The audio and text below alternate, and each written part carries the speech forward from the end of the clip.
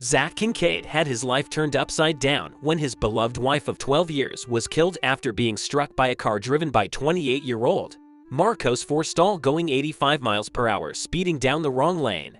Forrestal was reportedly drunk when he crashed into Crystal Kin's minivan in Hemet, California at 8:30 p.m. on that fateful night.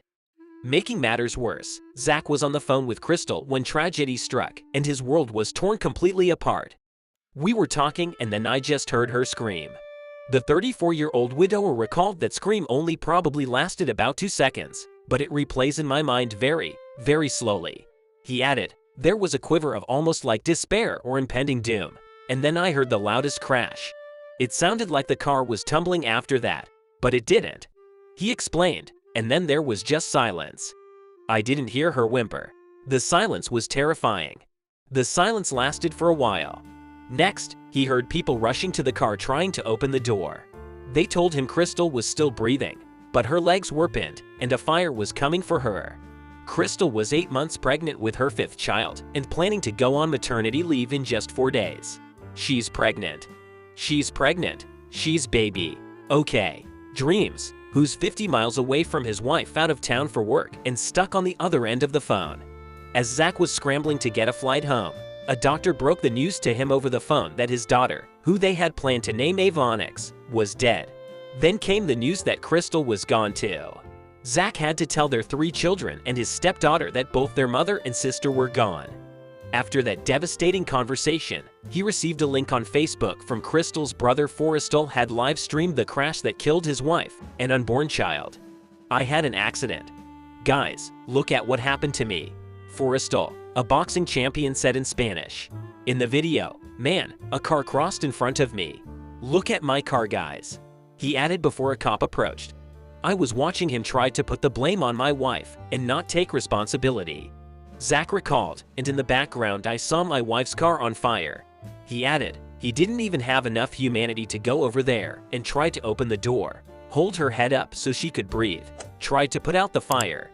Because of this man's actions, the now widower was left planning a funeral for 2 images of which would later go viral when the grieving husband and father posted them on Facebook after deciding the photos needed to be seen. The funeral was the first, last, and only time the dad got to see and hold his daughter.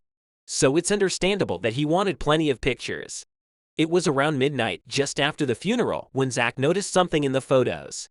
In those images, you could see one of his sons trying to get closer as his father shut the casket, knowing it would be the last time he would ever see his mother and sister. Looking at the heartbreaking pictures, Zach realized this wasn't just reality, but a nightmare. Far too many families experience after a drunk driver takes the life of their loved one. So he decided to share it with the world because he didn't want anyone to be able to look the other way anymore. Adding insult to injury, Forrestal was only charged with 1 count of gross vehicular manslaughter. "Well, intoxicated. My daughter is 36 weeks and she's not even being considered as a human. So 1 count," the devastating dad explained. Zach was even more enraged to learn that Forrestal will only face a maximum of 10 years in prison for Crystal's death if he's even convicted. They say that it's because of lack of intent, and I find that real funny. The word intent. Zach vented to Daily Mail. "The guy's driving like a maniac in the wrong lane and hit my wife on the other side of it, head on. He didn't try to brake. He didn't try to swerve. He just hit her." He continued, "He wasn't just drunk. He was driving extremely reckless to say that there was no intent. I know this.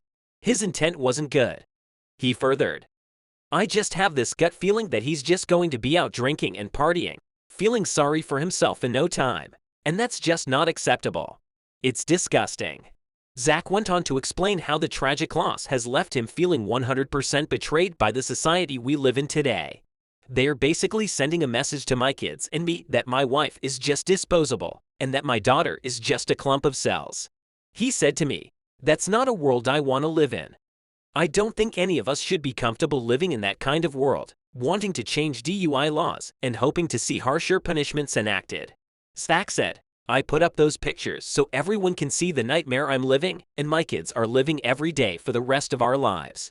He also started a Change.org petition hoping harsher punishments for drunk driving will be enacted. In the meantime, He wants these photos to serve to save other families from the pain as people see devastation that drunk driving can cause. I want to strike a nerve. Zach admitted, "Look at my nightmare that I live every day." He said, "It's a harsh reality, and people need to look at it because drunk driving destroys more than just people that are killed in the crash." He added, "I'm using it as a tool to protect everyone else. That's what this is about. It's not about me getting vengeance. This is about doing what's right." He furthered, "This is about making sure that my wife didn't die for nothing, that my daughter didn't die for nothing. This is my way to honor them. This is my way to save others."